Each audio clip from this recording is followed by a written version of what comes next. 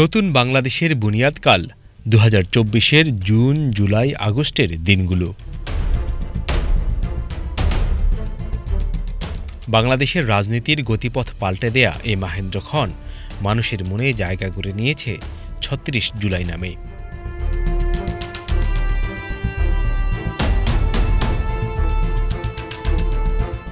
এই জনপদের সোনালী মানুষগুলোর অপরিসীম ত্যাগ ও অনন্য সাহস সংগ্রামের গৌরবময় দিনগুলির ঘটনাবলী সবার কাছে তাই অপার গুরুত্বের।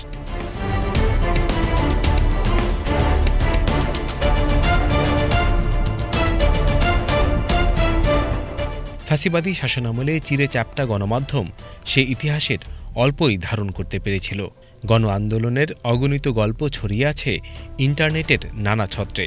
অন্তর্জালের সামাজিক মাধ্যমেই তরুণ প্রজন্ম জেনজি নিজেদের তুলে ধরেছিলেন আন্দোলনের সময়কালে।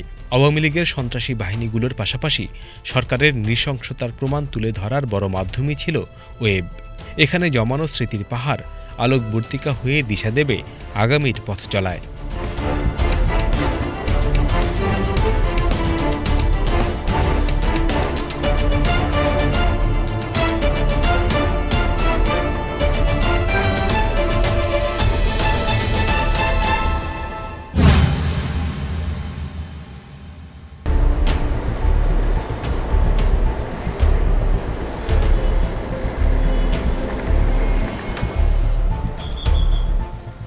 দু ২০২৪-এর ২৫ জুলাই ফ্যাসিস্ট হাসিনা সরকারের গণ আন্দোলন দমনে ষষ্ঠ দিনের মতো কারফিউ বলবৎ রাখে। পরের দুই দিন শুক্র ও শনিবার কারফিউ ৯ ঘণ্টা শিথিল করার ঘোষণা দেয়। এদিনও সারা দেশে ইন্টারনেট সেবা পুরোপুরি সচল হয়নি। ইন্টারনেট ব্যবহারকারীরা সামাজিক যোগাযোগ মাধ্যমগুলো স্বাভাবিকভাবে ব্যবহার করতে পারেননি। নেটের গতিও ছিল অনেক ধীর।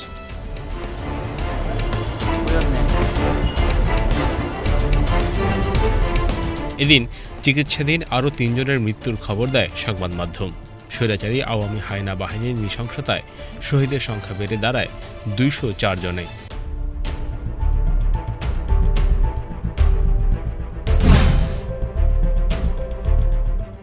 এদিন বাংলাদেশে কোটা সংস্কার আন্দোলন চলাকালে ৬ দিনের যোগাযোগ বিধিনিষেধের মধ্যেও কর্তৃপক্ষ বেআইনিভাবে বল প্রয়োগ অব্যাহত রেখেছে বলে বিবৃতি দেয় মানবাধিকার বিষয়ক আন্তর্জাতিক সংস্থা অ্যামনেস্টি ইন্টারন্যাশনাল।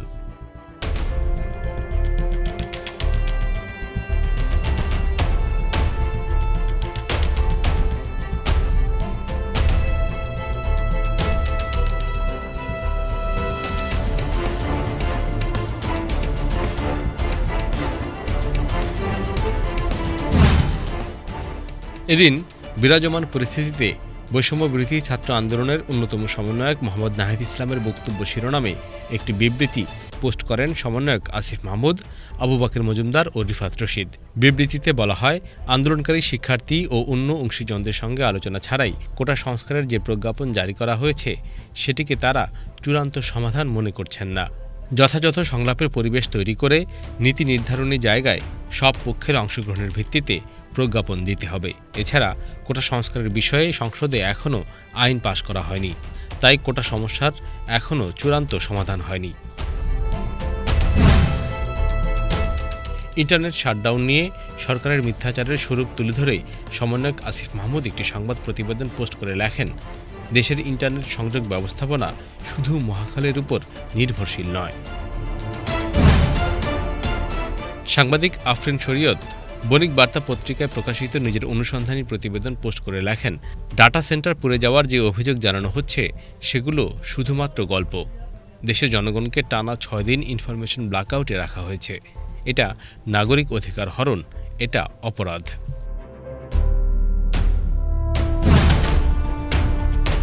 সমন্বয়ক রিফাত রশিদ ফেসবুক পোস্টে লেখেন, এই ইন্টারনেট কানেক্টিভিটি আর ফ্যাক্ট চেকের যুগে আপনাদের এইসব ভণ্ডামি পদে পদে ধরা খাবেই।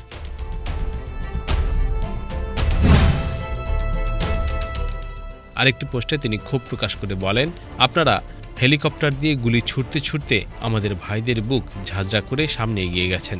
আমাদের শিক্ষার্থীরা স্রেফ খালি হাতে আত্মরক্ষার চেষ্টাটুকুই করেছে মাত্র।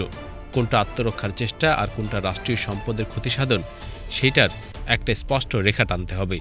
স্বাধীনতার এত বছর পরেও এই দেশে ইয়াহিয়ার সুরে কেন কথা বলে রাষ্ট্র ক্ষমতা? কেন ইয়াহিয়া শাসনের মতো মানুষের জীবনের চেয়ে ব্রিজ, কালভার্ট, বিদ্যুতের ট্রান্সফরমার আর রেললাইন দামি হয়ে ওঠে স্বাধীনতার 53 বছর পরেও? রিফাত রশিদ হাসপাতালের বেডে চিকিৎসাধীন আসিফ মাহমুদের একটি ছবি শেয়ার করে বার্তা দেন, গুম করে বারবার প্যাথেরিন ইঞ্জেকশন দিয়ে স্লো পয়জনিং করা হয়েছে বৈষম্য বিরোধী ছাত্র আন্দোলনের সমন্বয়ক আসিফ ভাইকে। অ্যান্টিপ্যাথোডিন দিয়ে ডিটক্সিফিকেশনের ট্রিটমেন্ট চলছে, সবাই দোয়া রাখবেন।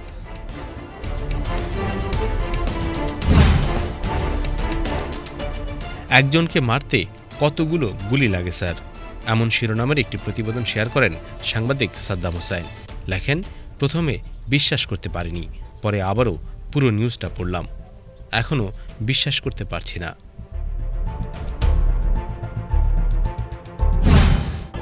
এ সময় সারা দেশেই গণগ্রেফতার অব্যাহত থাকে। আদালত আর কারাগারে নিদারুণ পরিস্থিতি তৈরি হয়।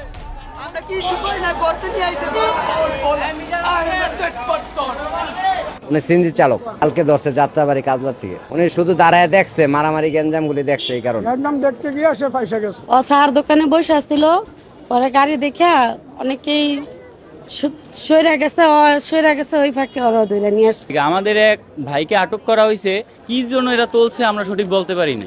ঘরেই ছিল, ওখান থেকে হেরা উঠাইলে এখন আমার ভাইয়ের একটু দেখার জন্য আমরা আর কি করতেছি। এখন তার হেরা এখানে কোনো জামিন করারও কোনো কায়দা নাই। এদিন মহাখালীর সেতু ভবনে ভাঙচুর ও অগ্নিসংযোগের মিথ্যা মামলায় বিজেপির চেয়ারম্যান আন্দালিব রহমান পার্থকে গ্রেফতার করে 5 দিনের রিমান্ডে নেয় ফ্যাসিস্ট হাসিনার পুলিশ। অন্যদিকে বিকেলে বিএনপির যুগ্ম মহাসচিব শহীদুদ্দিন চৌধুরী অ্যানিকে আটক করে আইনশৃঙ্খলা রক্ষাকারী বাহিনী। কোটা সংস্কার আন্দোলনে দেশের সাধারণ শিক্ষার্থীদের উপর আওয়ামী নৃশংসতার প্রতিবাদে জাহাঙ্গীরনগর বিশ্ববিদ্যালয়ের ম্যানেজমেন্ট স্টাডিজ বিভাগের সহযোগী অধ্যাপক জাহিদুল করিম চাকুরি থেকে স্বেচ্ছায় অব্যাহতি নেন। ভুলে যাই আমি, ভুলে যাও তুমি, ভুলে যাও পুরো জাতি, কিভাবে মানুষ মরেছে অকালে, কিভাবে কেটেছে রাতি। আমি ভুলে যাই কিভাবে বুলেট চিত্র করেছে মুগ্ধকে, তুমি ভুলে যাও আবু সাইদের বিশ্বাসে ভরা বুকটাকে।